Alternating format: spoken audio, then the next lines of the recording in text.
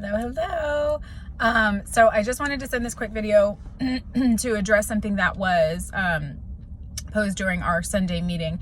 So we're talking about the scriptures and some of the things that can be a boundary to us developing a habit in the scriptures and reading them regularly. And one of those things that was brought up was that, some of those things in the actual Bible are kind of distasteful. And the example that was posed was the example of slavery and how it was not expressly forbidden.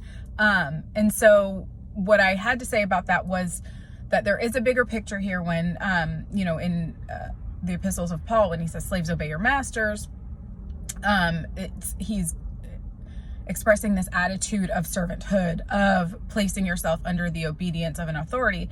But also I remembered after I left you that in the first century, when Paul is writing that, slavery is different than we think of it now. So it was certainly different than, the occupation of the Egyptians over the Israelites and forcing them into indentured servitude.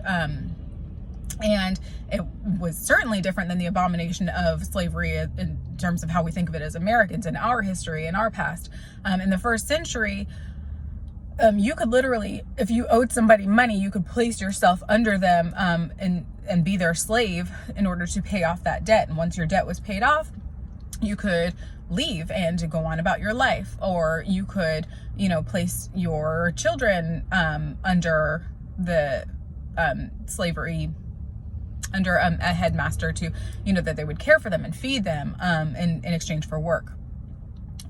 So it was this different kind of idea of slavery. But again, that slaves obey your masters, that you're placing yourself under the authority of someone. Now obey them. And the physical spiritual parallel that we talked about before that's the parallel of what we do with Jesus. We place ourselves under the lordship of Jesus Christ. Now we have to obey him. And so that's kind of what he's hinting at, but also just knowing that once you dig into the scriptures and you start reading and researching and getting an idea of what these writers of these different books of the Bible, of where they're coming from, those social, cultural context clues, that it's all going to start to make sense. And all these things that, that we've heard throughout the years, it's just going to be, you're going to come at it with a different perspective and in a different light.